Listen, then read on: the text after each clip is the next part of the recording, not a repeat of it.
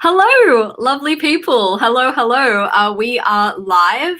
Welcome to this new and exciting live stream series that I've called Travel China Live. I'm doing this in cooperation with another YouTube channel here in Australia. Their channel is called When Koala Meets Panda. I've put their link to their channel below so you can check them out. But their YouTube channel, they're sharing a lot of China travel stories of other young Australians. So if you're interested, you can go check that out. But yes, onto the live stream. The question on everyone's lips right now, and in the chat that I can see, we were talking a bit earlier, everyone's asking if I am back in China.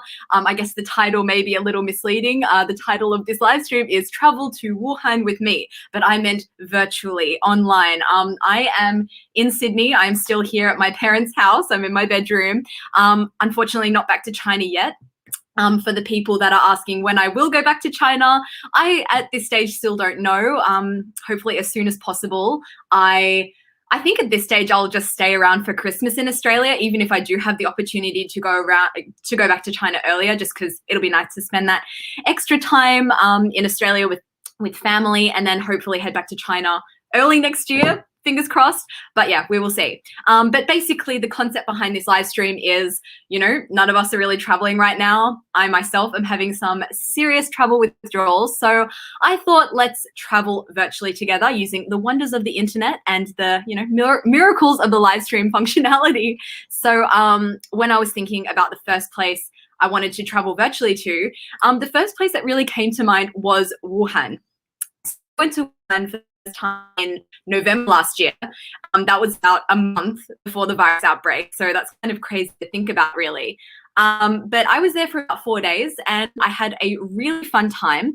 I have prepared a little slideshow to show you a little bit of my experiences in Wuhan, just a brief little overview. So first things first, of course, the first thing I did when I went to Wuhan was eat some food. This is a picture of the very famous mian. You may be familiar with it. They're called hot dry noodles, and we're gonna talk a lot more about these noodles in the live stream today, so stay tuned. I walked around the beautiful Wuhan University campus. It's consistently voted one of the most beautiful university campuses in the world, and for good reason. We're going to travel there virtually together on the live stream. Got my friend Elliot, who is studying at Wuhan University, and he's going to be taking us on a tour. So that's really exciting. This is me cycling. I'm a very bad cyclist, so I'm just glad I didn't fall into the river. But this is the East Lake, which is, fun fact, the largest urban lake in China. Not the largest lake, the largest urban lake, which basically means it's an inner city lake. It's literally smack bang in the middle of the city, which I think is pretty cool because it is so damn big. But yeah, that was kind of cool to see. And yeah, you guys may have seen the video where I thought it would be a fun idea to go swimming in the Yangtze River because the Yangtze River flows right through Wuhan. And yeah, so I was like, yeah, when in Wuhan, let's swim in the Yangtze River. And I was I was accompanied by like these 1, 2, 3, 4, 5 guys, because the currents in this river are notoriously strong. So they were there to help make sure I didn't drift off down the river. So this is a little photo of me in the little yellow cap here, surrounded by my new friends. So they made sure I didn't fall on down the river. The current was moving so quickly, we just zipped across. Yeah, these are the guys I look at this guy, so cute. It was really, really fun. Really cool experience. I was really nervous about swimming in the river, not because of the currents, but because of the water. I was like, it can't be healthy to accidentally swallow some of this water. And I asked one of them, like, oh, I accidentally swallowed some water. Like, what do I do? Am I going to be sick? What's going to happen? And they were like, oh no, like when you swim in the river, it's actually amazing for your skin and it keeps you young. It's like the elixir of life. So I don't know whether to read into that or not, but I didn't get sick afterwards. So I was very happy about that. Yeah, that's some of my experiences I had in Wuhan. But yeah, I came away from that trip thinking, oh wow, that was a really nice city, full of really nice people, and of course really good food. But back then, hardly anyone had ever heard about Wuhan, but now probably everyone in the world has. But ironically enough, for a place that is so well known globally for obvious reasons, people don't really know much about the city of Wuhan itself. You know, what it looks like, how big it is, its history, what's its vibe, what's it known for. So that's what I wanted to do today. I just wanted to have a bit of a virtual city tour of Wuhan, just to show you guys a bit more about the city we've all been seeing a lot on the news, but don't actually know too much about, because I know for me personally, I am super curious to see what Wuhan is looking like now post-pandemic, because I'm sure I'm not the only person that saw this photo from like a month ago, which is this massive pool party that happened in Wuhan. Like, look at all of these people. So it got me really curious to know what's going on in Wuhan, what's it like now. So yeah, if you're curious about Wuhan, want to see a little bit about what the city is like, then this might be the live stream for you. But there is one point I really want to hammer home before we get into the live stream today. This is not going to be a live stream where I tell you what to think about Wuhan or what to believe about Wuhan. That is so not my place to do that. This is simply going to be a live stream where I get some of my friends who are in Wuhan to show us around the city, and together we're going to just chat about some of the things that the city has always been famous for. So yeah, keep watching if you're keen to have a look at what it looks like. I haven't done this format of live stream before, so I really hope it's going to work. My main fear is that the Wi-Fi or internet connection of my friends might cut out along the way, because they're going to be going in and out of shops, walking around campus. So just bear with me. If it does get a bit blurry or choppy in parts, I'll do my best to make sure this runs as smooth as possible. But yeah, with that being said, let's get traveling. Oh, one more thing before we actually do cross to my friends in Wuhan, I wanted to share some photos that some followers on Instagram sent to me prior to this live stream. I want this to be my stories, my experiences. So I wanted to get some stories from friends. So here are some photos from my Instagram subscribers. So this is a photo from Jimmy. This is him and his wife pictured 2 years ago at the Riverside Walk in Wuhan. Behind them there, that's the Yangtze River. And talking about the Yangtze River, another of my subscribers sent me this video, but I'll just show you what he said to me. He said, "Hey, this was from last month by the Yangtze Bridge. Because the river level has risen, Wuhan locals now have daily diving competitions. It's the same spot where the swimming club launched from. The big steps are now underwater and barricaded off, so the only way to get in the river is to dive in." I'm sure that you guys know that there have been very significant floods in China at the moment, and Wuhan is of course also affected, having the Yangtze River run right through it. So I wanted to show you this little video that he sent me. I just have to go into a different application to get that moving. Okay, so this is the video.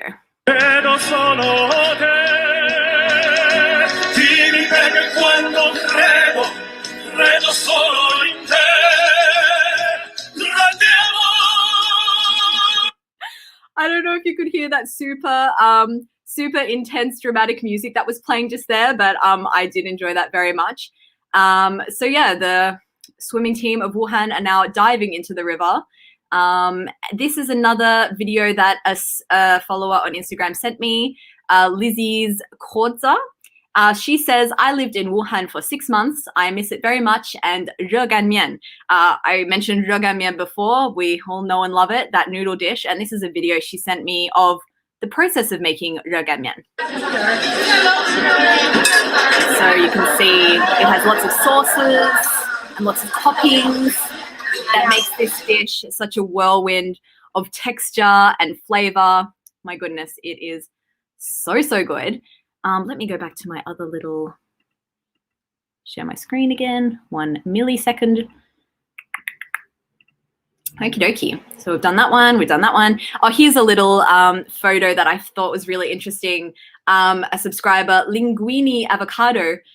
This is a photo outside his uncle's house in Wuhan. Irresistible. I do love myself a little bit of Chinglish. I found that really funny. So I hope you guys enjoy that too. And last but not least, my friend Nate he managed to capture this really beautiful moment. He's an amazing photographer. Everyone should check out his Instagram. But this is pictured at the East Lake, and he pictured the moment where the photo shoot went from being quite serious to quite amusing, and I just really love this these photos. So thank you to everyone that sent me your photos of your time in Wuhan. I really, really enjoyed seeing those. So, okay, now it is time to get on to the meaty bit of this live stream. We are going to cross live to my first friend, send him a message to say that I'm ready for him to join. So I've just sent him the live stream link. So I'll give you a bit of an overview while I'm waiting for him to join. So first up today is, of course, going to be food related. And one of the things I immediately loved about Wuhan was its rich breakfast food culture. It was actually one of the only things I knew about Wuhan before actually going to Wuhan, because I have Wuhan friends that for years have been ranting to me about how amazing the 热干面 here is. They've been telling me the wonders of the doupi. If you're not familiar with doupi, it's basically this tofu skin pancake with sticky rice on top, and then diced meat and mushrooms on top, and then it's flipped over in this like very dramatic gesture, and then it's cut up into little pieces. So that's a really good one. That is some exclusive footage of me eating doupi. Super, super good. This is on a non-breakfast note. This is xiaolongxia, and so you don't eat this for breakfast, but I wanted to include it because Wuhan is very famous for their xiaolongxia, this dish here. They're like mini lobsters. I find them quite cute. And yeah, that's me eating some 热干面. But this was actually the dish that stole my heart.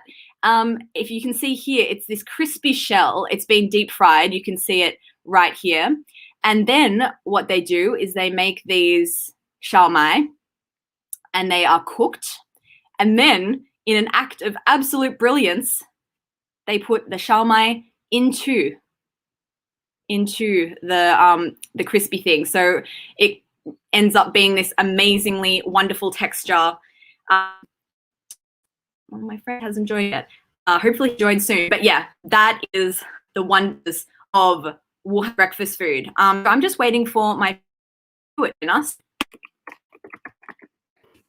Send him another message just as I wait for him to join the live stream. Maybe our first technical difficulty of the day. I'll answer some of your questions.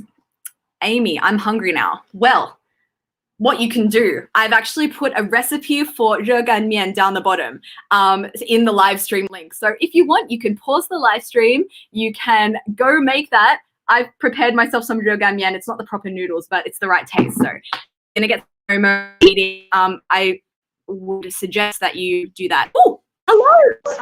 Hello. Hello, Amy. How are you? Yeah, I'm very well. How are you? How's the weather in Wuhan?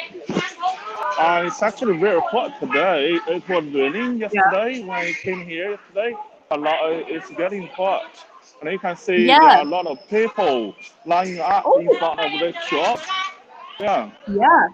Oh, amazing. So, like, I just introduce yourself a little bit for the people watching. So, you're not a Wuhan local. You come here for holidays, right?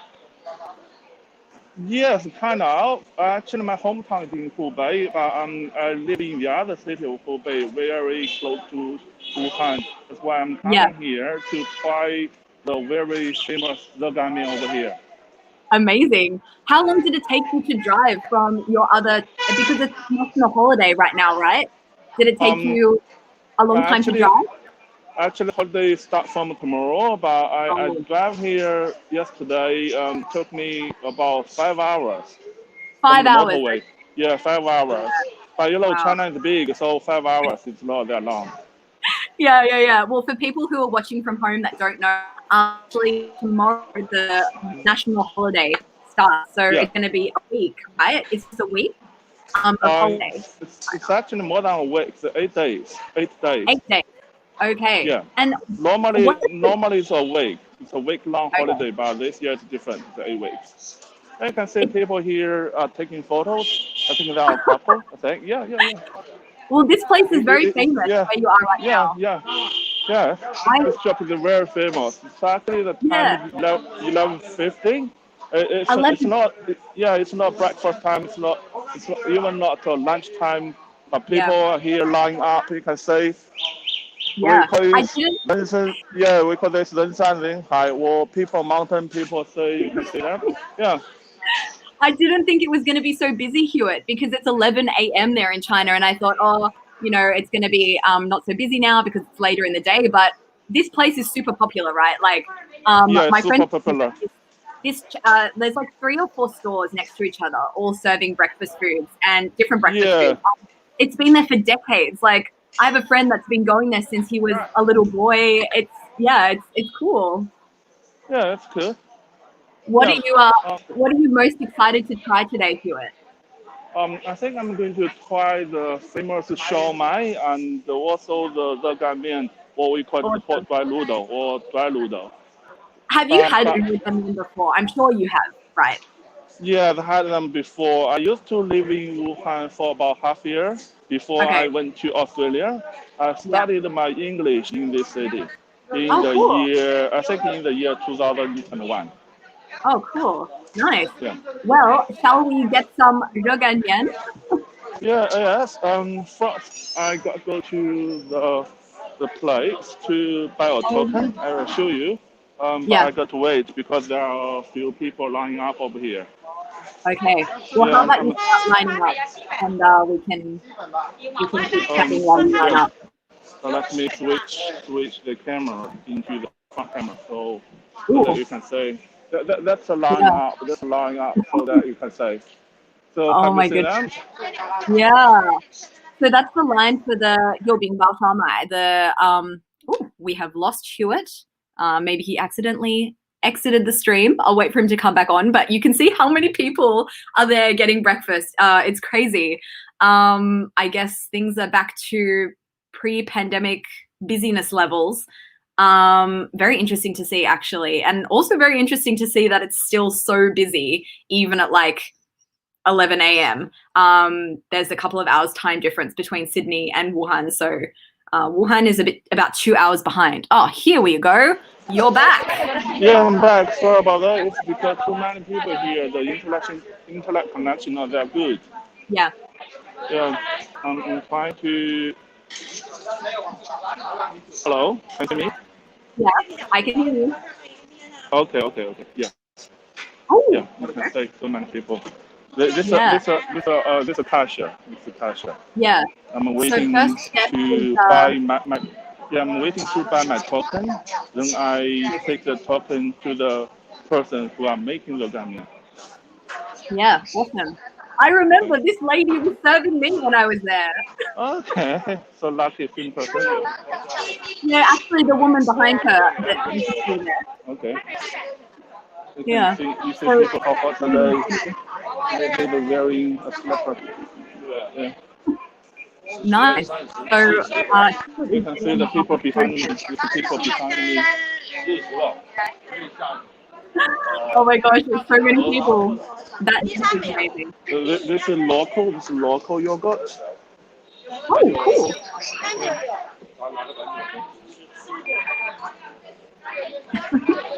So at this place, Yeah, I they're don't quite think old I school. have So time to they try have Shaw Mai. I only tried the that's ramen fine. today.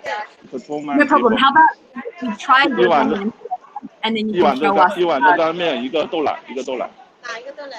随便就这个吧。对，常温冰冻的吧。对，I'm ordering my the 干面 and also the soy milk. awesome. 嗯。多少钱呢？How much? It's 11.50 in RMB. $2. So yeah, so about $2. Yeah, so cheap. Rogan in Australia. Okay. Yeah, I think I find something interesting. You say this Yeah, it's a cook in Wuhan, and yeah. you can say the special logo and special Oh, Chinese characters. This is that's Wuhan, interesting. the one area in Wuhan. Yeah, Are the other take Coke mine. bottles from different places as well? So that's from Wuchang. Is there another one from maybe the Hainan district or? Yeah, yeah. Oh, okay, cool. Yeah, now I'm taking my token, waiting for my the gunman. Great. Okay, Still a cool. lot of people here.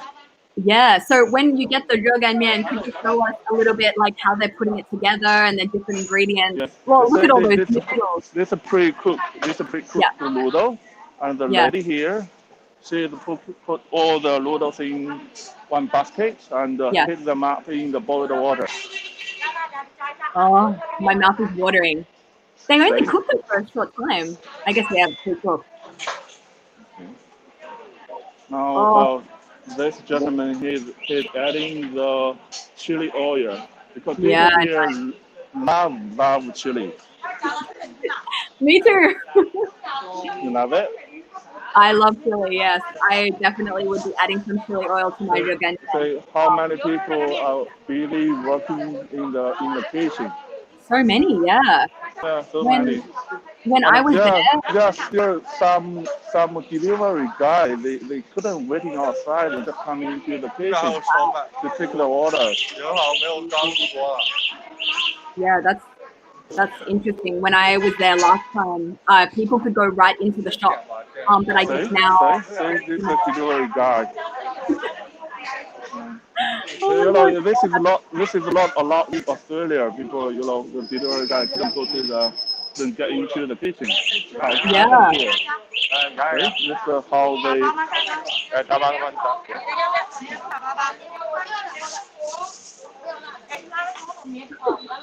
So you've got 我要 your 个一 your 般，gun. 我要个一般的，谢谢。I told this lady I just want the normal one, the ordinary one. Otherwise, Oh, she's going to put a lot of spring onion, oh. coriander, and a lot of black pepper. It's too So hot you for can me. ask more. Yeah, You can ask for more. yeah. You see that part, the lady she's making all the 调料 into the Yeah, noodle. It's like yeah, yeah, yeah, sesame seed salt. That's the most famous one, and yeah. that's how the taste like. And then she's adding like the dark sauce, the ginger sauce, kind of stuff. Wow. So many But different sauces. I love this dish. yeah, It's so yeah, saucy. to mix them up. But what I'm Yeah. worrying about, I won't find a place to eat. What you can see there is Ooh. pineapple. This is pineapple. Oh. No, Okay. they're not for me. This is for the other lady. I have some noodles here so I can eat while you eat. Do it so I don't get too jealous. I tried making my Okay. own with zheganmian. Oh my 我的 god. 那碗这里吃，我那碗这里吃。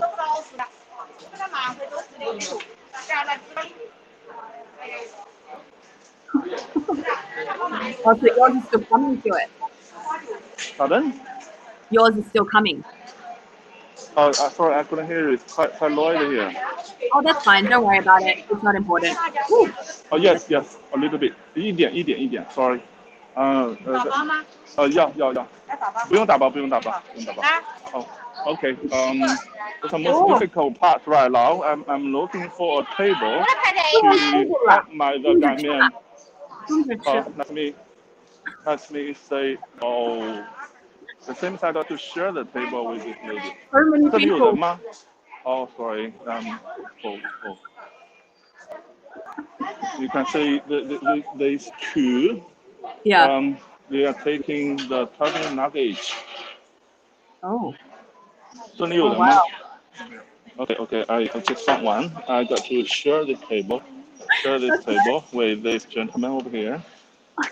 It seems like he's quite enjoying the ramen. Oh, I'm so glad I prepared my own to it. Otherwise, I'd be so jealous. Oh, okay. So I got to start out. I'm so Hmm. hungry. Yeah. Flip the camera around so Actually, we can see your reaction. Oh. okay.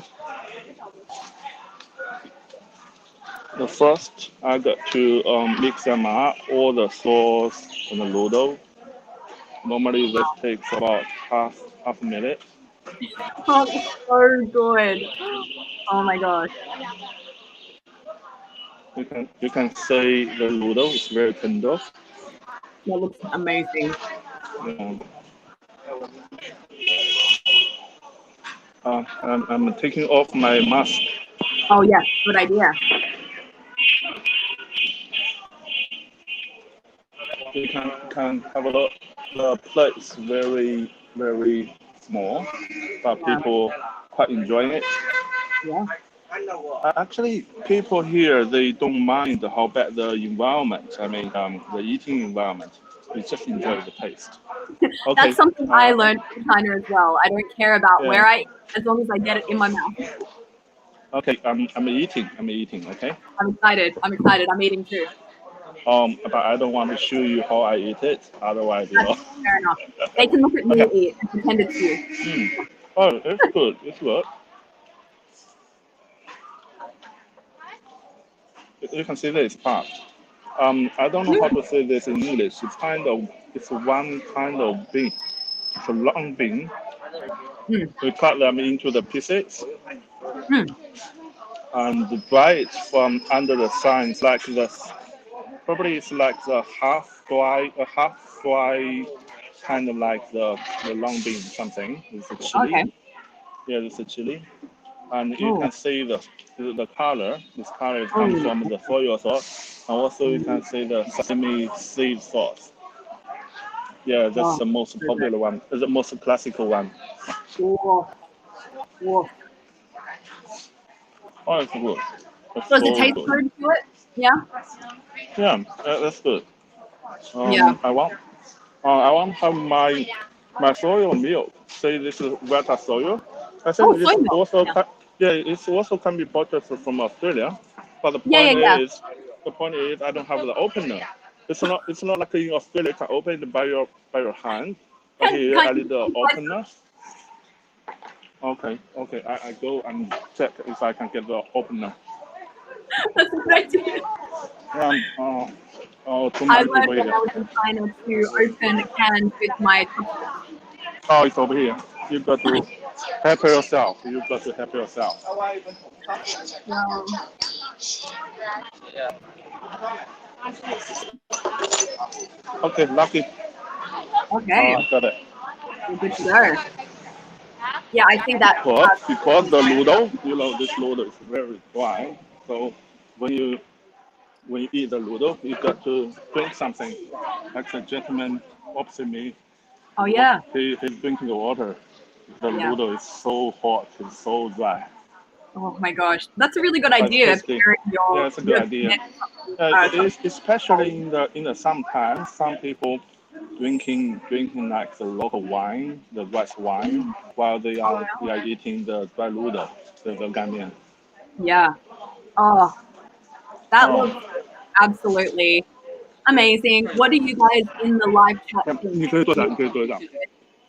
This gentleman just asked me if he can say or not Oh, because perfect. here only few tables here, so people got to share the tables. That's good. Sharing And is caring. they are also lacking of the waitress, so no one clean the table. Mm. Too popular here.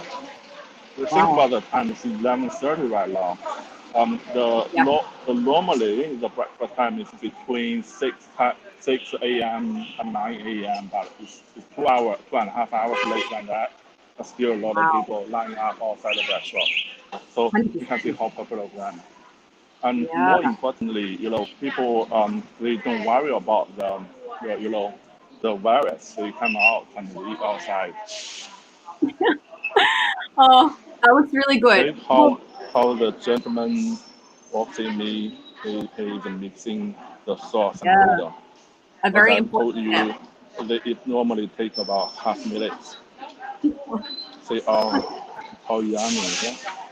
Yeah, looks delicious. Stuart, I might leave you Yep. there. And, I'll come back to you in about 45 minutes Okay. for the next segment that you can walk us through. Okay. I'll see you soon. Okay, I will finish my vegan meal.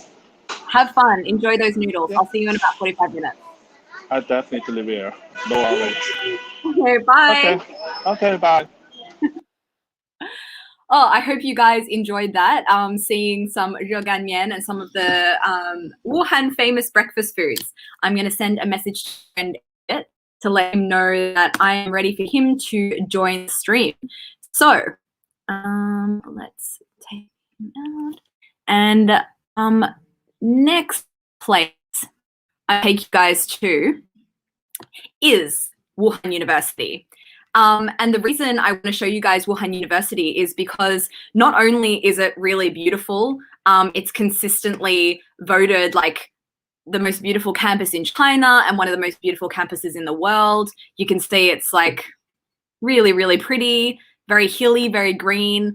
There's one street that has, you know, cherry blossoms along the whole street. It's called Cherry Blossom Avenue, fun fact. And yeah, not only is it really beautiful, Wuhan itself is known as like a center for academia and education. So I'm going to let Elliot tell us a little bit more about how that came to be and why that is the case. So without further ado, hello, Elliot. Can you see me? Hi.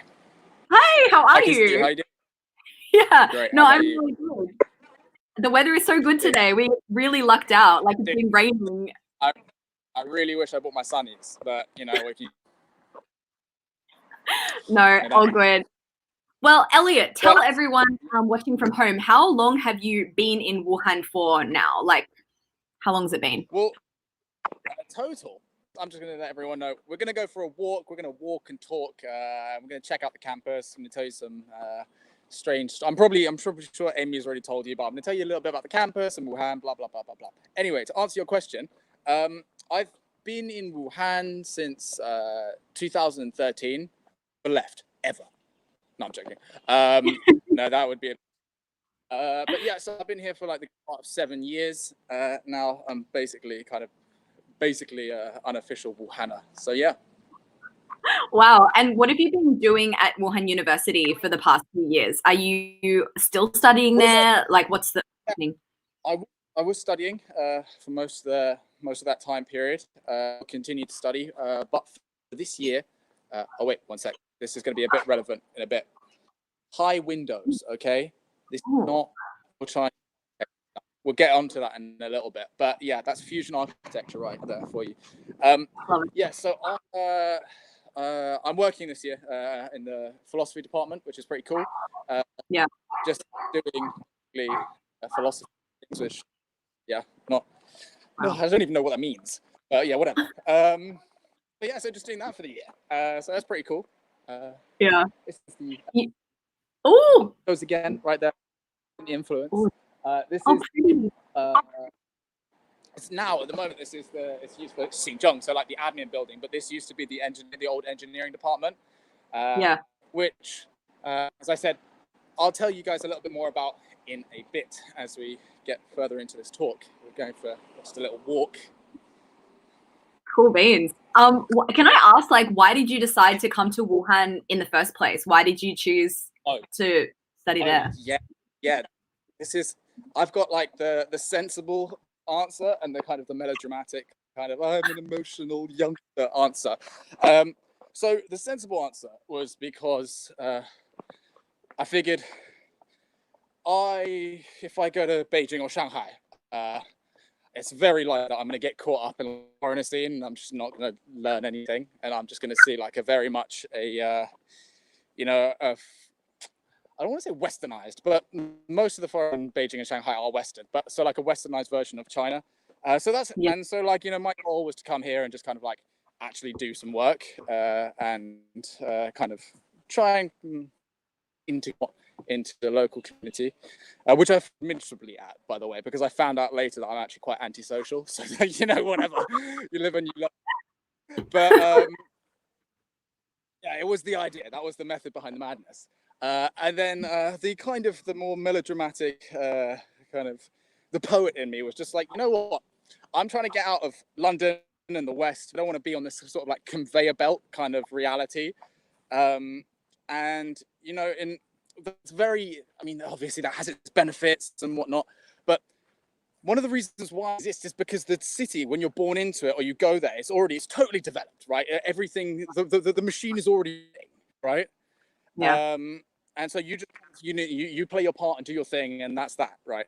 And I was just like, you know what? If I'm gonna leave the country, if I'm gonna do something like as crazy as just get on a plane, just China, I was like, I want to be part of something. I don't want to just kind of not like play a role or whatever. I want to kind of grow into a city kind of thing.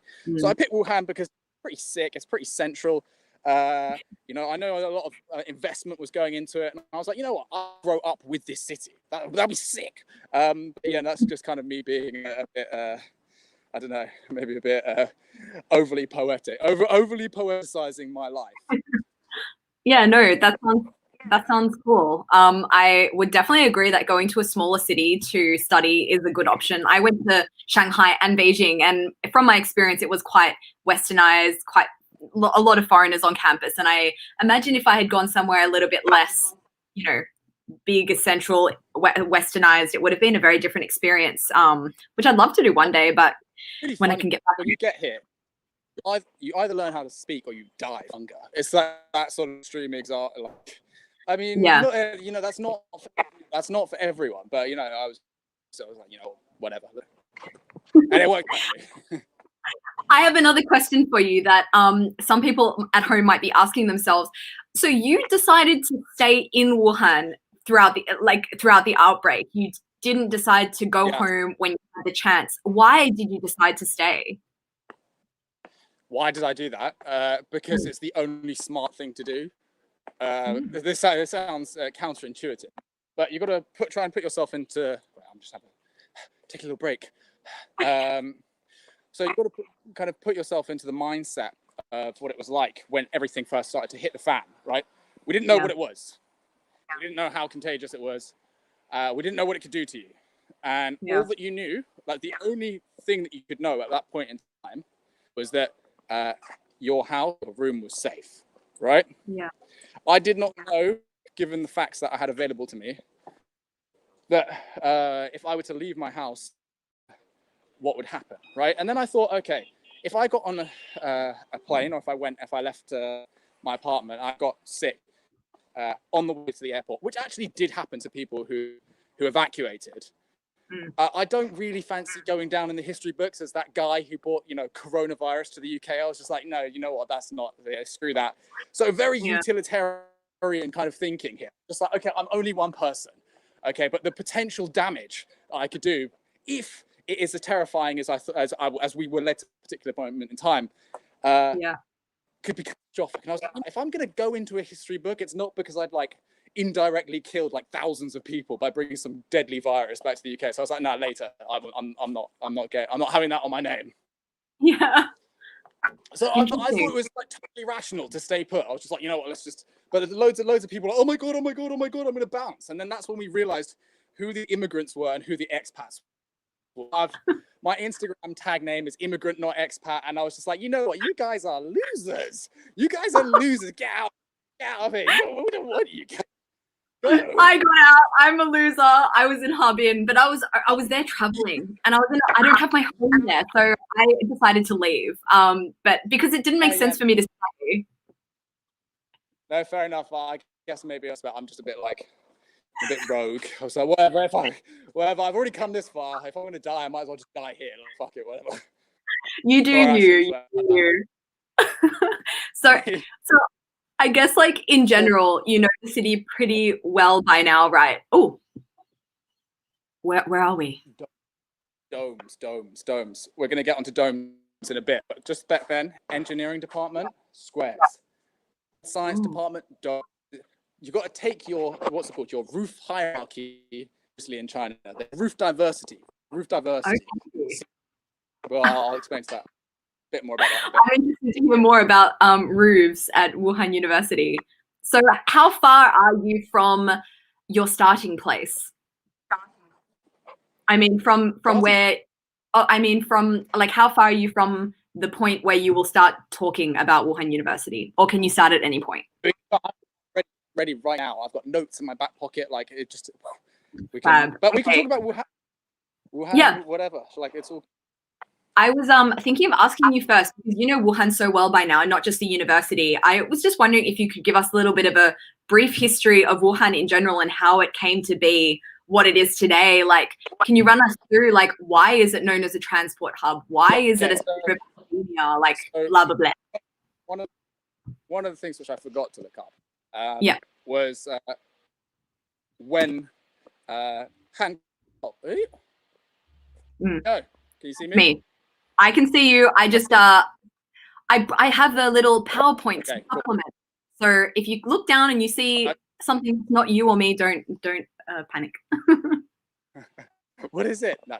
What is it? So yeah, so basically Wuhan is made up of 3 kind of towns, right? They're literally the size of towns. You've got Hankou, you've got Wuchang, and so Hankou is trade, Wuchang is kind of like education and a little bit of politics and stuff like that, and then Han's industry. So there were these 3 towns on the Yangtze, or the Han River, because it's at the cross. Wuhan is at the cross section of the Han River, and at some point they get thrown together and they make one super big city called Wuhan.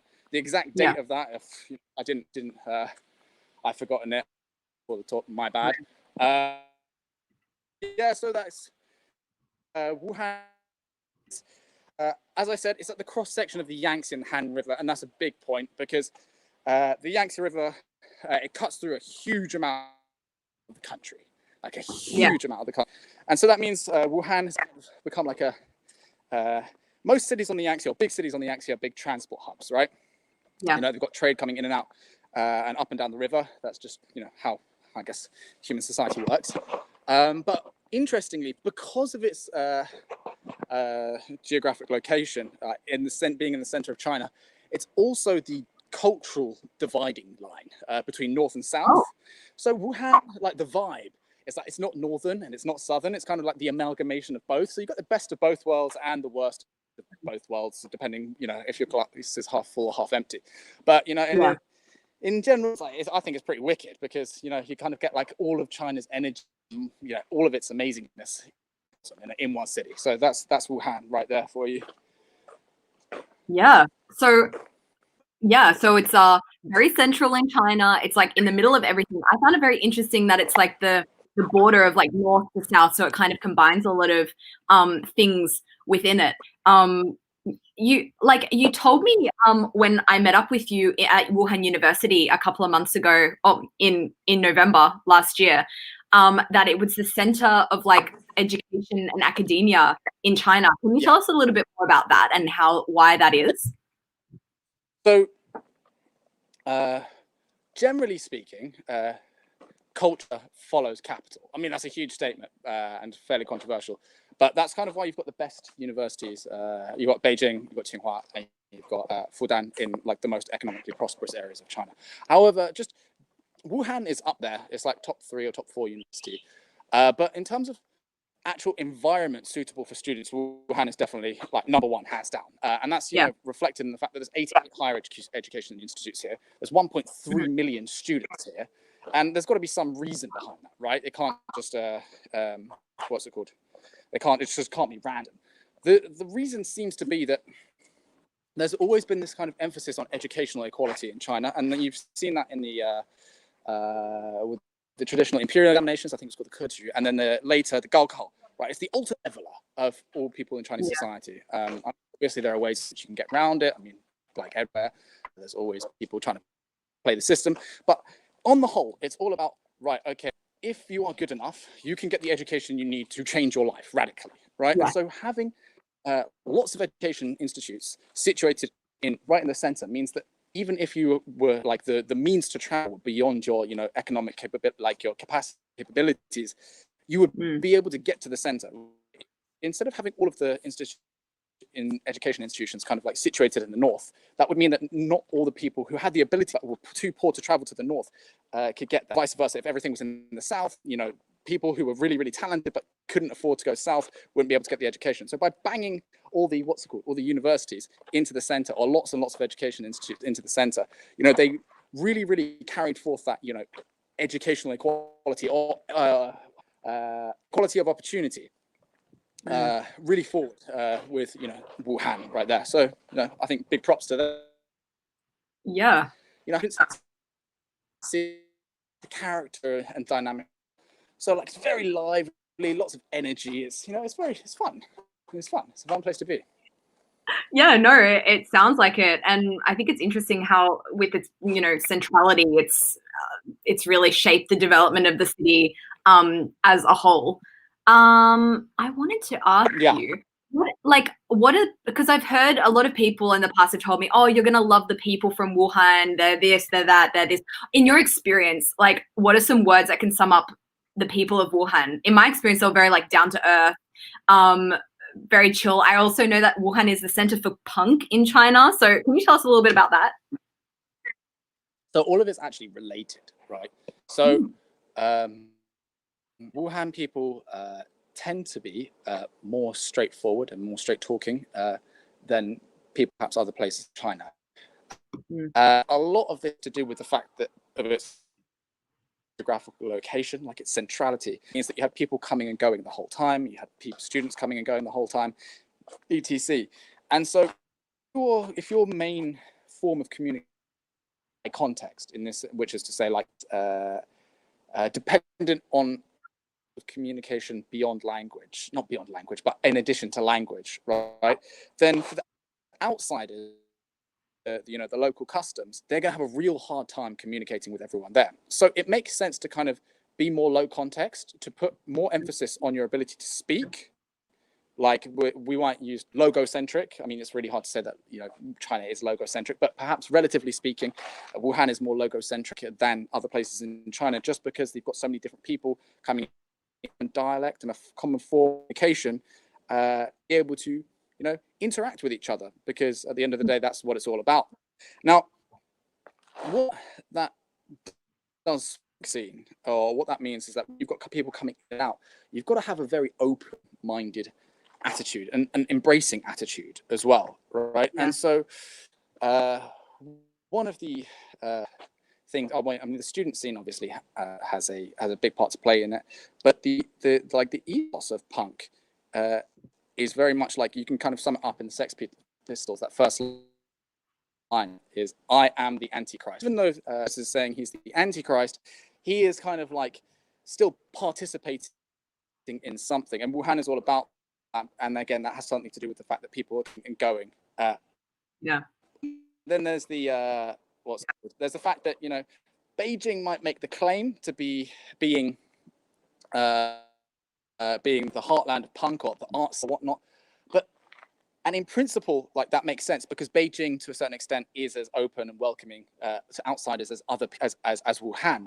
However, there's a huge power differential between the institution, between the cities of Wuhan and the city of Beijing, because Beijing has traditionally been the seat of authority in China. Well, not traditionally, but at least now, in the present, when punk, had the conditions to emerge, right?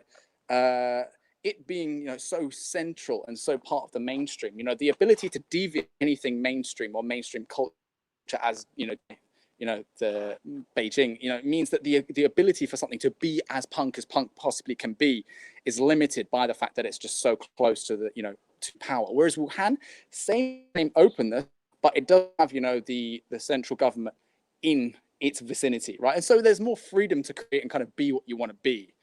Right. So, that's kind of like my case, a lot of people's cases, as to why, Wuhan is the home of punk.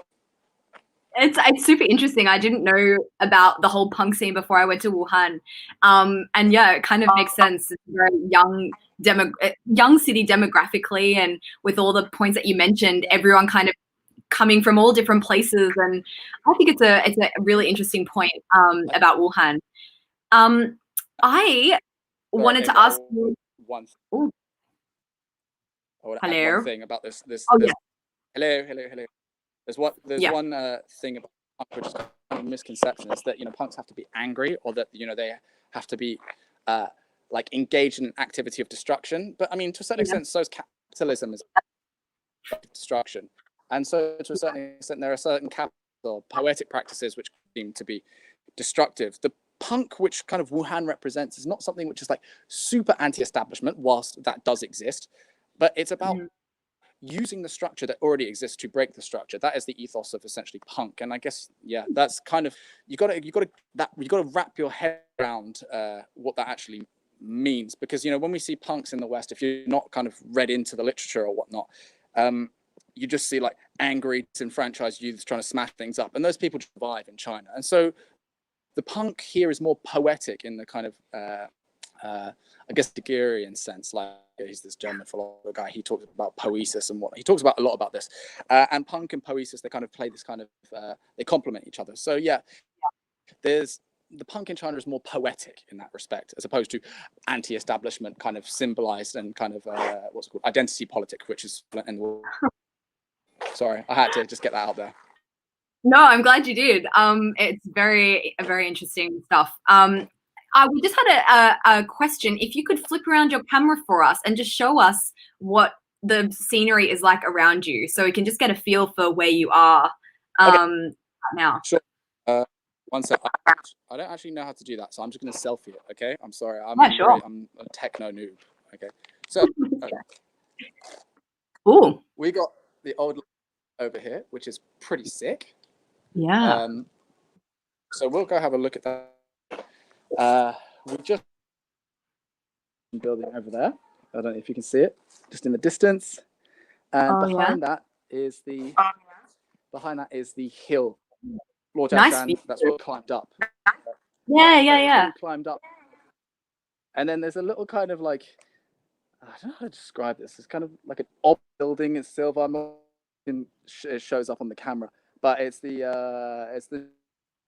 art building, the art museum over there, Wanlin, which is pretty cool. Yeah. Oh, so it's a nice view around you there. It kind of it made me want to ask. Wait. Like, yeah. No, just ask away, please.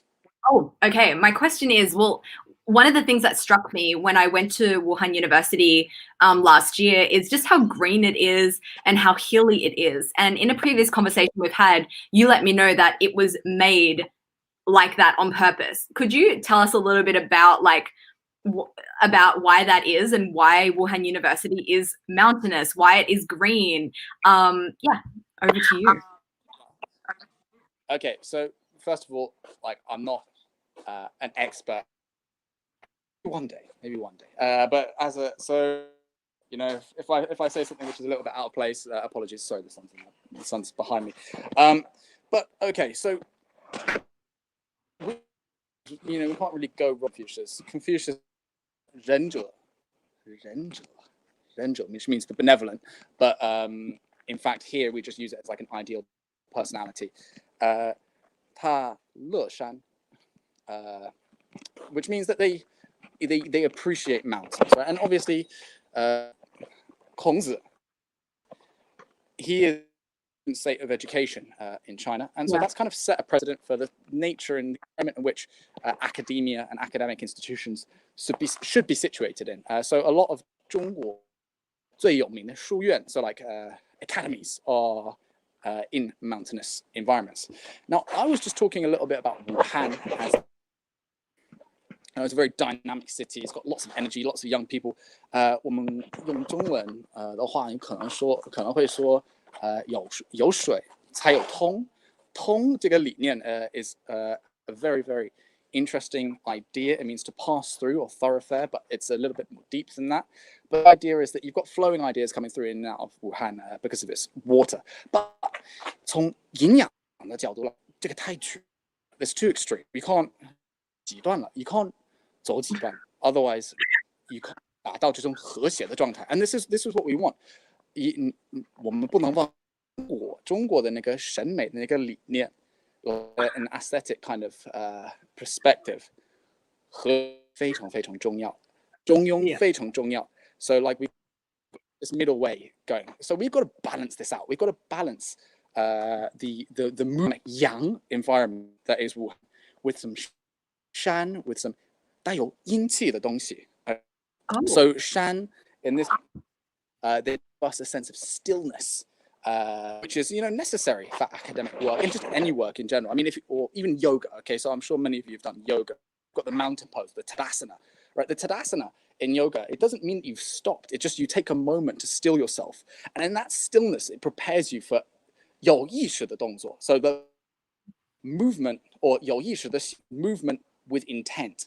And so meaningful movement comes from a place of stillness. And that is why if you're going to set up an academic institution, which is meant to be elite, you want to be in a pretty still place, right? You want to be, because we're going to move something. We're going to try and move the world, our minds, whatever, but it's come from a place of stillness.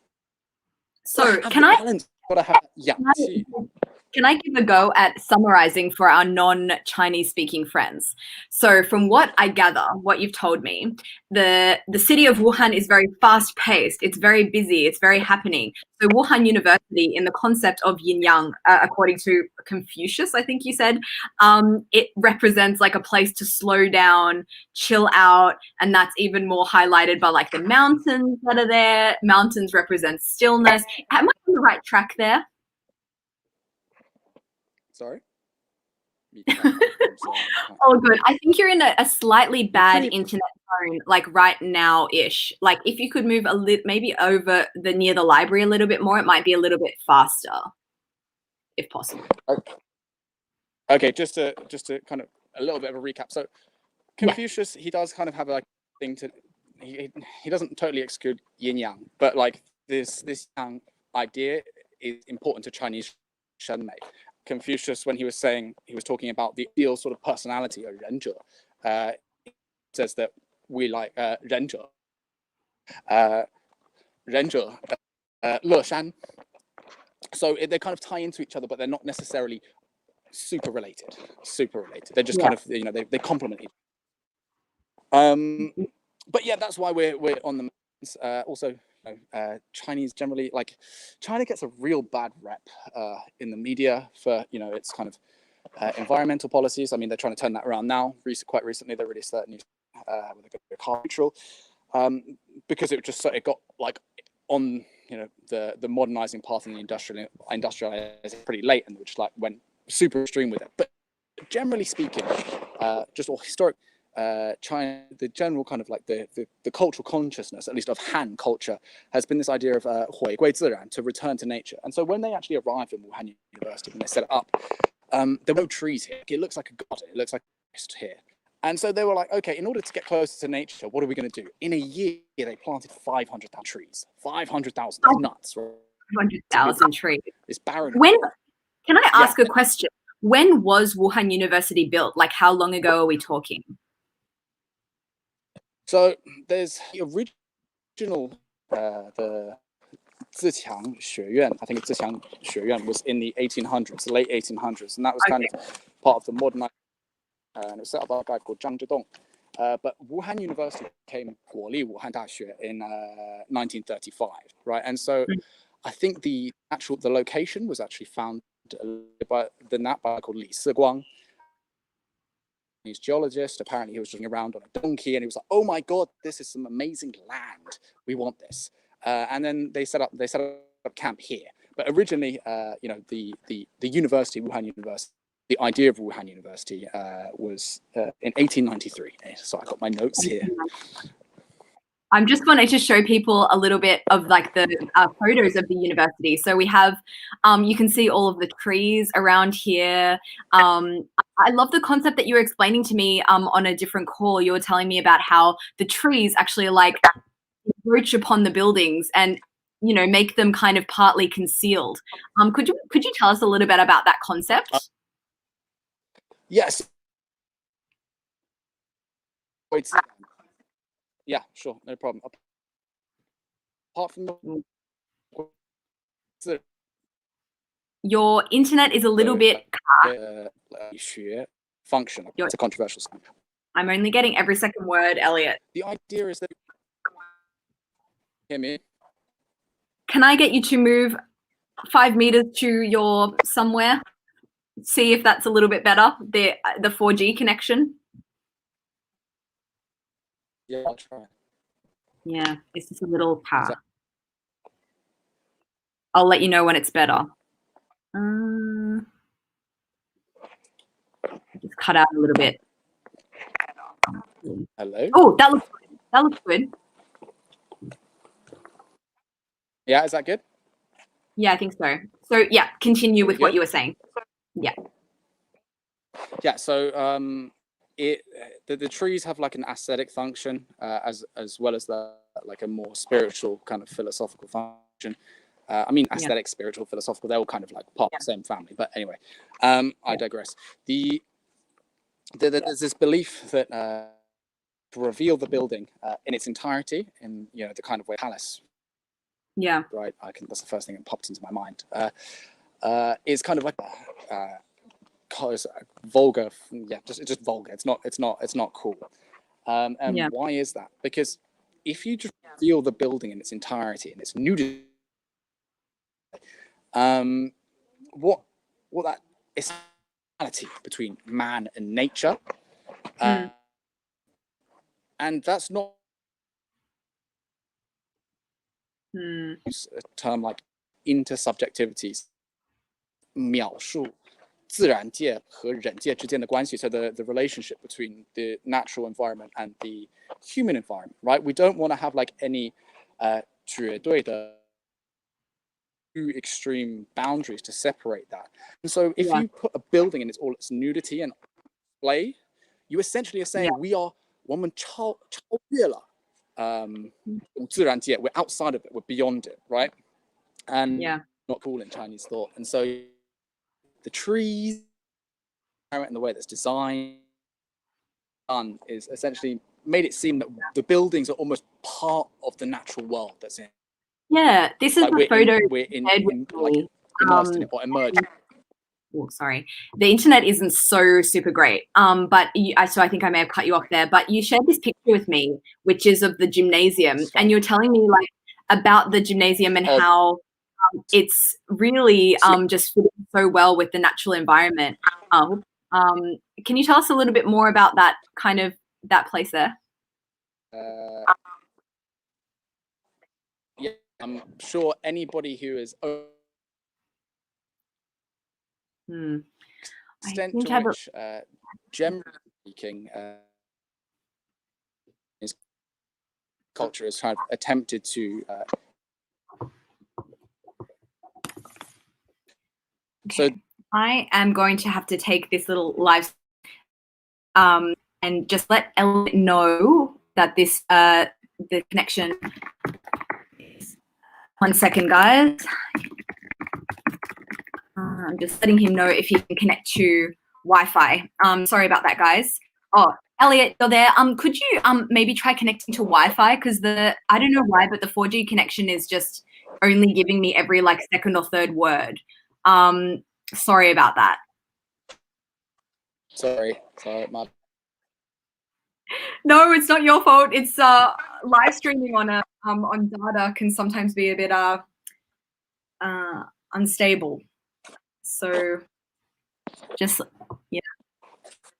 I just want to make sure that everyone can hear everything that you can. Oh, that sounds good. I think. Oh, hey, hello? Can you hear me? Can you hear me? Yeah, I can hear you. I can hear you. Okay, cool. Oh, I can hear you. Yeah, no, that's looking good. Okay. Yeah, and I think it might help a bit as well if you could keep the camera kind of still. I think it might be less laggy as well. Okay, apologies. I'm no pro. No, don't apologize. Just making sure we can hear everything you say. So yeah, please continue about what you were saying about this gymnasium. Right. You can see that the gymnasium is at an angle, and hill that it's on, it's called line. Yeah. And so the reason why they did that is really because they want to make sure that the building and the architect is as if it's part of the natural world itself. It's really at the base level, no difference between man and nature. And yeah, so that kind of environmental philosophy is very much played a huge part in the art design of Wuhan University. Yeah, that's super interesting how that's happened. And I love how everything has been made with such thought. You were telling me that actually the university wasn't designed by someone Chinese. It was designed by a foreigner, which I find very interesting, especially since the buildings are so Chinese design. They look really old school. Yeah, could you tell us more about that? So this is actually there's an American guy, Kales, right? Kales. And he was an architect. He was a quite famous architect back in the day. And you know, this is really inspiring for me because and I think it should be quite inspiring for lots of international students or international people in China, because 每天都是大家都会提醒你，或者是告诉你怎么样，然后他们可能会觉得，或者让你感觉到，就是你永远就是学不会中国文化，或者把握不了这个文化的精神，或这个文化的精髓嘛。And so you kind of slip into that mentality. And Kales, the fact that he kind of did that and kind of really got to grips with the essence of Chinese culture, and kind of were able to not copy that but transform it and create something new, because this is really Wuhan University is an example of hybrid architecture or fusion architecture. Is really inspiring, because I don't know, sometimes you can get quite down on yourself here and be like, I'm gonna get Chinese, or I'm never gonna understand. I think they actually consciously remind you of that point now. It didn't used to be like that.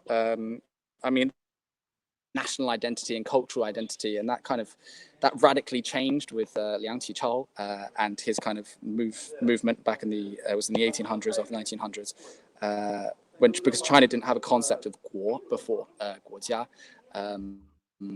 之前就是如果你就是认可和学会了中国文化和习俗，你可以被成为一个中国人。So that was kind of like before, back in the day, like if you appreciated Chinese culture and you could do Chinese culture, they show it, they treat it. Whereas different now, and the consequence of that is that sometimes you can get a bit down, but I'm never going to get it. But Kales proved them wrong. Kales proved everyone wrong, and now Wuhan's university is the most pretty university in China. So every I walk past it, I'm like, I can do this. I can do this. Yeah. The self-bearing. No, I love it. And just for the people who don't speak Chinese, Elliot was referring to how, it's an inspiring place to be, Wuhan University, because someone who was foreign actually designed the university. And I think you were saying, like, it reminds people that, no matter where you're from or who you are, you can do anything, which I think is a really nice thought. I love that it was designed by, foreign. But but on the flip side, we can't get, like, we've got to think about it from a Chinese perspective as well. You can't be like, oh, damn imperialists, okay? Because I mean, it's easy to think like that, right? What you got to think is, actually, you know what? We are one of the hot words at the moment in China is 命运共同体. So like this collective of humanity, right? And if we can study each other's cultures, we can learn each other's cultures, we can integrate that culture into ourselves, and I think that he's like a prototype that 理念那个里头 kind of represents, and once you do that, and once you embrace that attitude and that idea, I think you create something new which from all cultures can appreciate. So that's kind of big up to Kales for that. Oh, I love it. Do you reckon you can give us a little bit of a look around where you currently are and tell us about your surroundings? Like, I think you said you're sitting in front of the old library. So I'm at the old library. Yeah. One of the reasons why, Wuhan University is an example of classic Chinese architectural structure is because, for the first, there's a central line that runs through the university, and so that puts the library at the center, and then what's it called? There's a hierarchical relationship between, which is cool. So the library center kind of means that it's like the smart land of all the other buildings. They represent the high within the campus. Then there are four buildings situated either side of the at each corners of the uni, and then also again there's this palace feature, which again is the library. So that the Kales really points down. And okay, you just cut out, as I said. You're here. Outside, as you can see, as you can see from Amy's pictures. Having some internet. The exterior of these buildings look very, very Chinese, but if you go into them, So you were saying, sorry, it just cut out for a second. I think it might be connecting and unconnecting from your Wi-Fi, but you're saying that the exterior looks very Chinese in appearance, but when you go inside, it looks a bit different. Are you able to go inside for us today and check it out?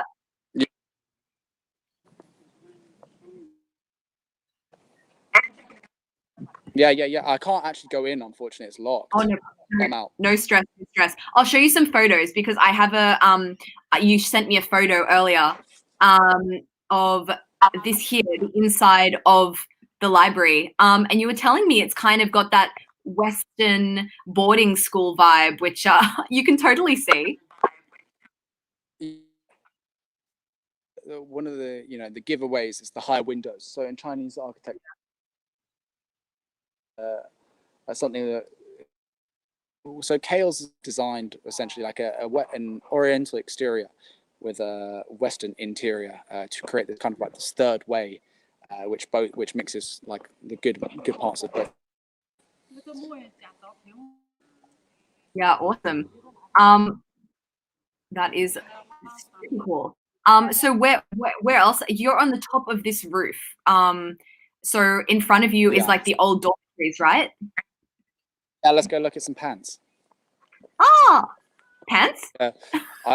Yeah, there are people hanging out their laundry. I am warning you that I only have 5% battery. I charged before I left, but apparently my phone's battery is temperamental. No stress.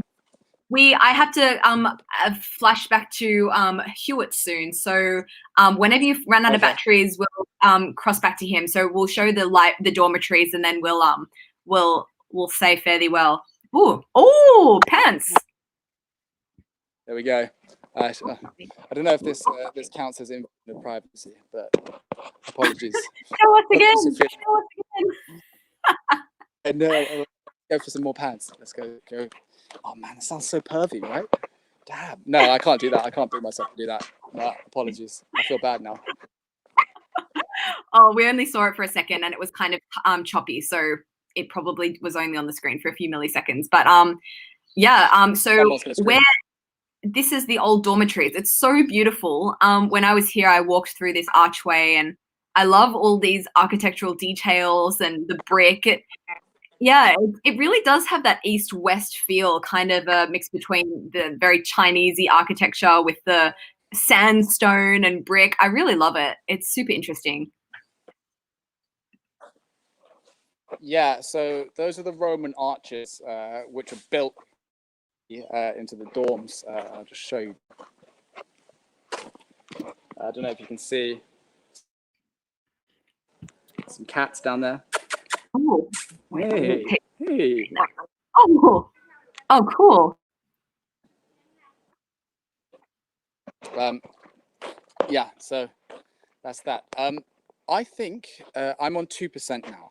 Okay. So I'm gonna just quickly wrap up just a last couple of things.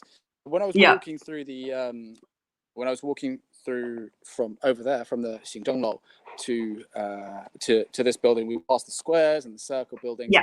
This is a really important point in Chinese architecture and thought in general. I don't think I'm going to have time to go into it now, just because we're almost out of battery. But what I'm going to do is I'm going to send you a little bit of an explanation about these buildings, which I wrote. And if you're interested in the comments, I can pass that on to you, and you can, put it in the comments and let people. Thank you so much for showing us around and for sharing with us everything. It's okay. I'm sorry, the internet. It was super good talking. I think we got the most of it, the gist of it. So thank you so much, and a chat soon. Cool. Well, have a good day, and Bye. I'm going to go. Bye. Peace out. Bye. Oh, I hope that you guys managed to hear most of that. It was really cool to hear from Elliot. He is so knowledgeable, as you guys can tell. He knows so much. He studies philosophy in Chinese. Like, anyone who does that has a good brain. He was standing, Elliot was standing on top of here just now. So behind him was the library and all of these, buildings here. Very pretty, very nice campus. So yeah, thank you so much to Elliot for showing us around. and we are going to be moving on to our next place in Wuhan to check out. I wanted to show you a little bit just around some streets of Wuhan. There's a street that I really wanted to visit while I was there but didn't get a chance to. It's called Tanhualin, and it's kind of like an art street, culture street, walking street. It's got a whole lot of cute little boutiques on there. It's also really close to the breakfast stand we were just at. So Hewitt has walked himself from our little breakfast stand to Tanhualin Street. So I will send him a little message to let him know. Here he is. Hello. Hello. Hello. Hi, Emily. Hello again. So can you hear me? I can hear you very well. Very well. Okay. Hi everyone. I'm right now outside of Tanhualin area. Probably you can say. I'm transforming the camera into the front camera so you can see it clearly. Okay. Perfect. Thank you. Yeah.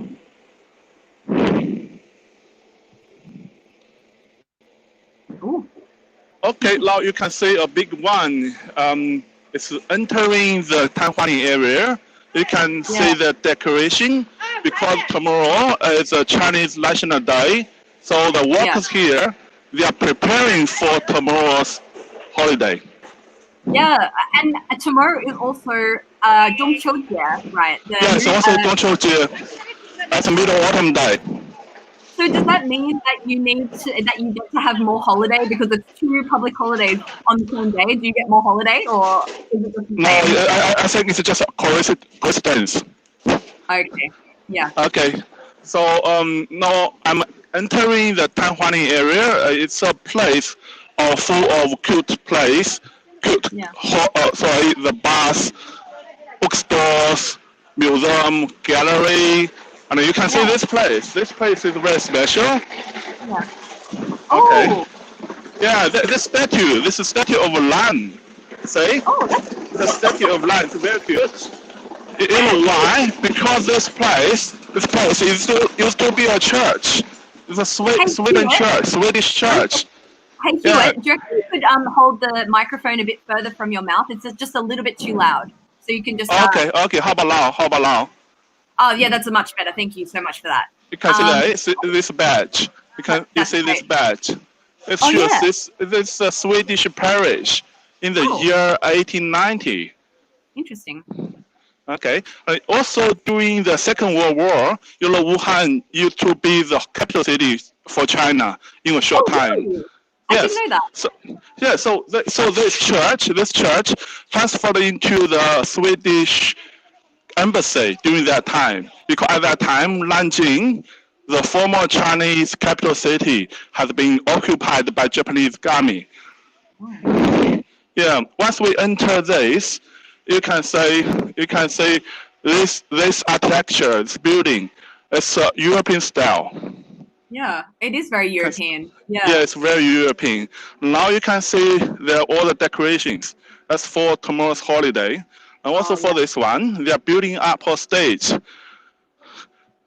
Oh, yeah. Yeah, maybe they're going to have the music party or something tomorrow over here. Oh, nice. Yeah, and also as you mentioned, tomorrow is also the Middle Autumn Day for Chinese traditional calendar. Yeah, that's a big moon. Yeah. Yeah, it's a big moon. Because in the Chinese, the Zhongqiujie actually means something like the middle of August or something. The August, you can say it's a big moon. Yeah. It's a huge one. Compare with the person next to it, you can see how big it is. Yeah. Do you like moon cakes, Hewitt? Do you like moon cakes? I don't really like it. It's too traditional. It's too traditional. But for that kind of food, we only eat once. A year, once a year. But it's okay. I have a video coming out tomorrow about moon cakes. Tomorrow is Mid-Autumn Festival. I got my parents to eat some moon cakes and see what they thought of it. So everyone, watch the video tomorrow coming out. Okay, it's good. So you see how busy people are. You know, Yeah. the time is 11, sorry, it's 12 o'clock right now. So people usually have their lunch at home. So the Yeah. street's not that busy, but you still can see a lot of people working here, Yeah. preparing for tomorrow's holiday. You know, this Yeah. street is actually a pedestrian street, so cars are not allowed. You can only see scooters. You Yeah. can only see scooters and working cars, maybe. Yeah. I Um, talking you can about still see, yeah, you can still see people wearing masks. So yeah. we kind of still worrying about the pandemic, actually. Yeah, I'm interested to know how busy this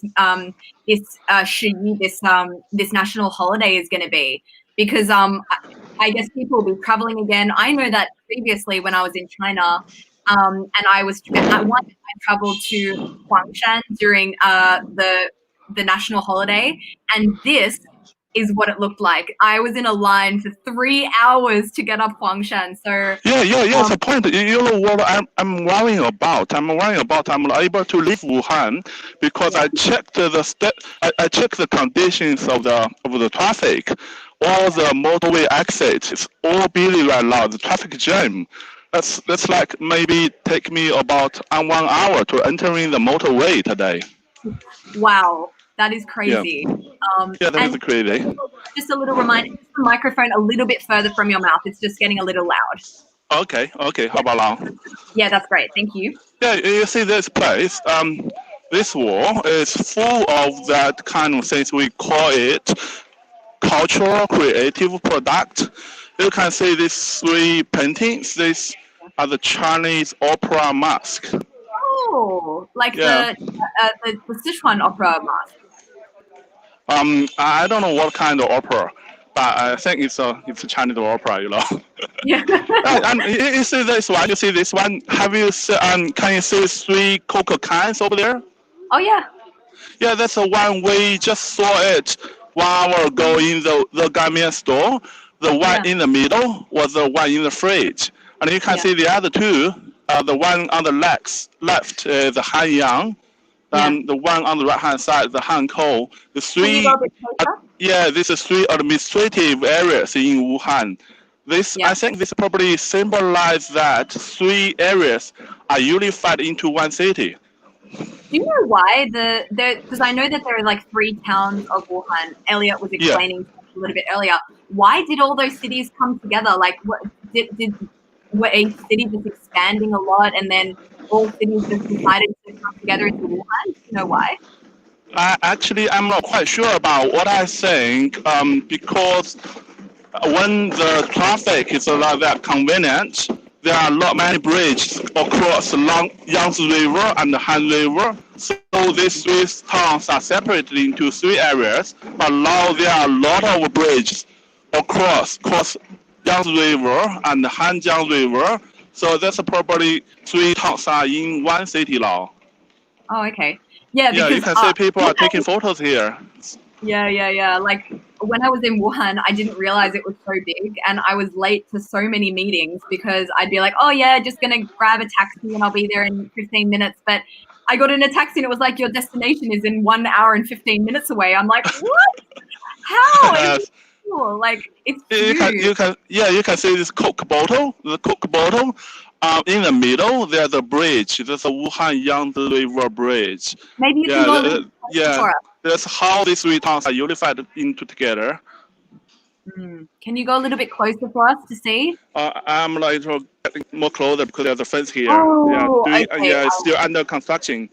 Yeah, I try my best about this as far I can go, as close I can go. Good. Say? Well, let's keep going on the road. Let's see what else there is to see. Okay. Nice You can see there's still some shops are not open yet. I think this being affected by the pandemic. This is reality. This is reality how the Wuhan people have to face. Yeah. So this bookstore. This is a bookstore. You can say. Okay. You see that one? There's a big white, I think, mascot or something. Let me check. What is it? Oh, it's a rabbit. It's a rabbit. Oh, it's not only one rabbit. It's a lot of rabbits here. You see it? Oh, wow. A lot of rabbit. Is that That's for a rabbit. or Moon Yeah, that's Festival? for 中秋节 because yes, it's a for Moon Festival or 中秋节, the same thing. Because in the Chinese fairy tale, there's a one rabbit living with his her owner, Chang'e, in the moon. That's why we have rabbit, the same of rabbit today. Yeah. It's big one. I think this is not only the rabbit, this is lighting.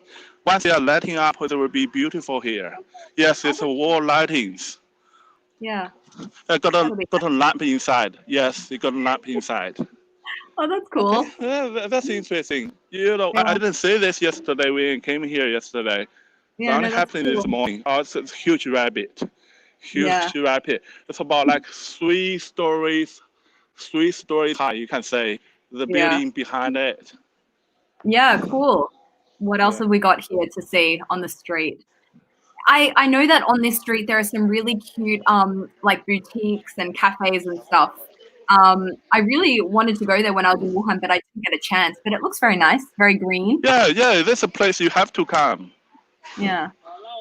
Have you Yeah. been here before today? Is this the did you come here before on your trips to Wuhan or? No, it's the first time. This is the first time I Yeah. came here because I went to Australia in 2011 and I went to New Zealand 2001 and I Oh, didn't have much time in China. This is the yeah. first time I came here. I'm sorry, second time. Yesterday was the first time. You can say Mm. what's that? That's a what's that? That's mellow. Oh, it's a mango. I know. Oh, I hate this one. I hate this one. It's so I hate smelly. it. Oh, durian. Liu Lian. No, it's a durian. It's a durian. I hate durian. Oh, yeah, yeah, yeah. But anyway, Oh, that's good. So this is also a Ludo shop. You know, Ludo shop is everywhere. You can see Ludo shop everywhere in this city. well, you know, Zheganmian and Wuhan, you can't separate the two. They're both very famous. Yeah, you cannot separate them. Yeah, Yeah. Oh, it that's looks a so cute. small. Nice little stores. Yeah, it's a cute one, and this all the traditional, and it's not really traditional. I think it's between fashion and the tradition, something. Yeah. And this Cute. one, you can see a lot of mascot here. Oh, Yeah, that is a cartoon shop. It's a cartoon shop here. yeah. And I think this one is a handcraft shop.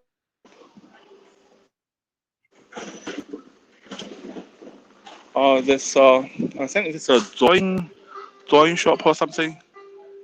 That's very Chinese.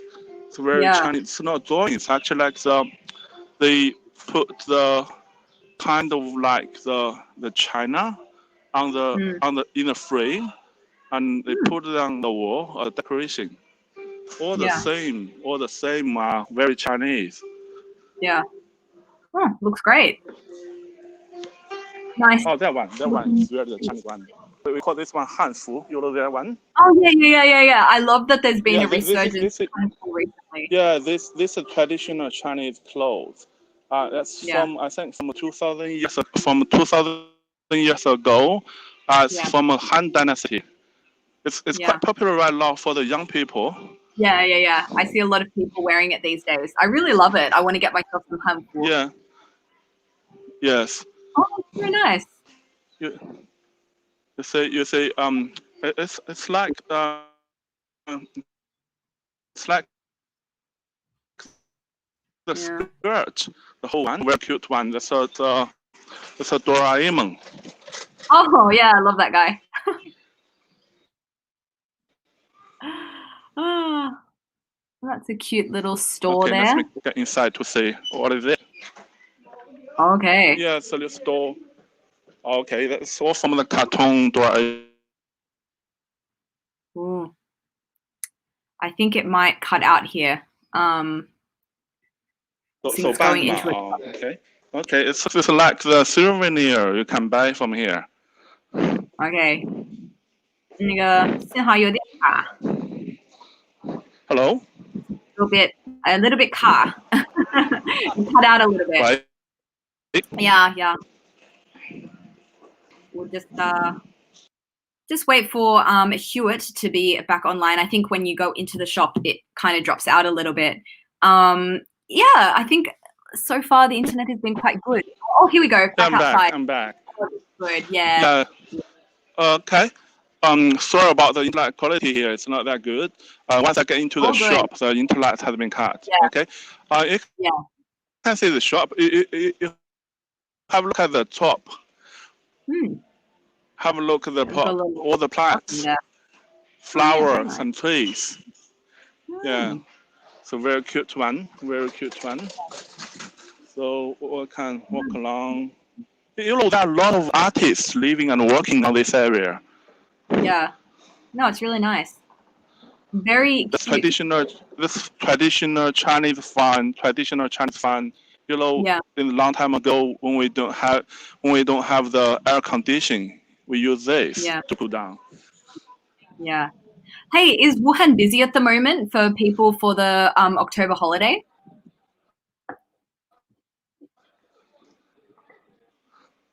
Hello? Hey, can you hear me? Yes. Can you repeat your question, please? Yeah, I was just wondering, is Wuhan very busy at the moment for the October holiday? Yes, it's very busy. It's very busy because now it's 12 o'clock right now. People are having lunch at home. Yeah. Oh, that's great. Hey, Hewitt, I think we might end our little bit of live stream there. I think we've almost reached the end of the street, haven't we? Okay. Yeah. But thank you. Thank you so much for sharing. Yeah, it's actually very. You're welcome.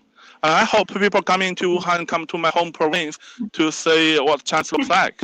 Yeah. No, thank you so much for joining us and for showing us around. And I'll see you next time. Okay, see you next time. Bye. Bye, Hewitt. Oh, that was really nice. That is the last place we're going to be seeing today on our brief virtual tour through Wuhan. First time doing this, guys, so I apologize for any of the technical clinks that may have occurred during the live stream, but I hope that you guys enjoyed it nonetheless. And yeah, it was a very brief look at Wuhan. Didn't want to take up too much of your time. So hopefully one day you can go there for yourselves and check it out, because the best way to actually visit a place is to, of course, see it for yourself. But yeah, I hope that this live stream has been interesting or useful or worthwhile. Would really be interested to hear your feedback and whether you like this format of live stream, whether you'd like to see it again. Would you be interested in seeing maybe what other city would you be interested in seeing? So yeah, I'm gonna have a bit of a think about how to do it better next time. So yeah, send me your feedback in the comments below or in the chat here. Hopefully figure out the internet situation for next time as well. But yeah, thank you guys so much for watching and for pressing through that video. And I just wanted to give a shout out because tomorrow I am going to be releasing a new video, because tomorrow is of course Mid-Autumn Festival in China, the Moon Festival, and I have a video coming out this time tomorrow. So keep your eyes out for that. I'm excited to share that with you. I gave my parents moon cakes for the first time. So that was really fun.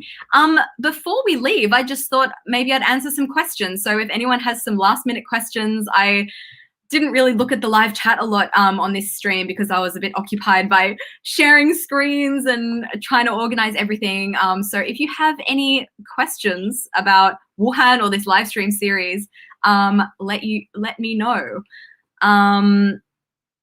Let's see if there's any questions. Oh, sending my love to you in Melbourne. Hopefully can visit you soon. Ooh, yay. Thanks. When am I going to Wuhan myself? I don't know. I don't even know when I will be back in China. At the moment, I am in Australia and I'll probably be here till, I'm thinking, March or April next year, earliest. So we'll see. And yeah, would love to go back to Wuhan at some point. Oh, glad to hear you enjoyed it. We'll try and organize it, maybe some more people that can be live on the streets, go to more places next time. Today was a little bit of a test to see how it all went. So I'm glad that you hopefully enjoyed it. Next time, Shanghai. That could be fun. I have some friends in Shanghai that can show us around. Yes. Any chance we can meet you in China or some other countries when you're traveling? Of course. I was previously in Sydney, previous to like a bit of a second wave of COVID, doing weekly meetups. So as I keep traveling and as I travel in China, I'll definitely be keeping this meetup tradition going, meet as many people and new friends as possible. So keep your eye out for that in the future. Would love to meet you all. How is Sydney going recently? Sydney's going good. I think we have been 3 or 4 days without any community transmission of COVID. So that's a really nice feeling. I feel a lot safer at the moment, but you know, always still wearing a mask. You got to be careful. Oh, people were asking for Elliot's social media. So let me do his name. I'll write it in the chat. I'll make sure that I write it down correctly. So I'm just going to write it in the chat here. So just keep an eye out. It's EOD_Dong. Let me know if you receive. That's just there. I sent that, so you guys can go and check out his page. He's so knowledgeable about China, about Wuhan University. So yeah, reach out to him. Some smaller cities. That's a really good idea. I would ultimately love to be at a stage where I can be going to some smaller cities that I've never been to before on live stream. I think that could be a really cool little adventure. I think the main thing is just finding people in those necessary cities that can speak English well and would be happy to take us around.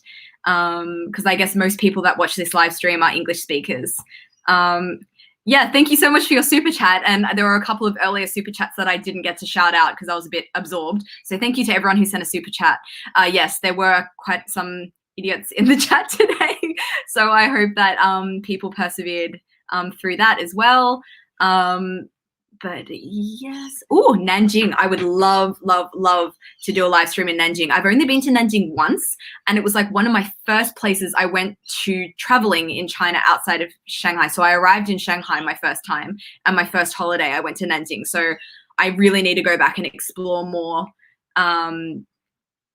Yes. Somewhere near the beach. Well, you know, Australia has really good beaches. So if you want to see some stuff near the beach, maybe I should just be doing a live stream from Australia. I've got some really amazing beaches here. Yes, some people here agreeing with Dave that small cities are best. Small cities have so much culture and fun things to see and do, interesting people to talk to. I really enjoy traveling in small cities.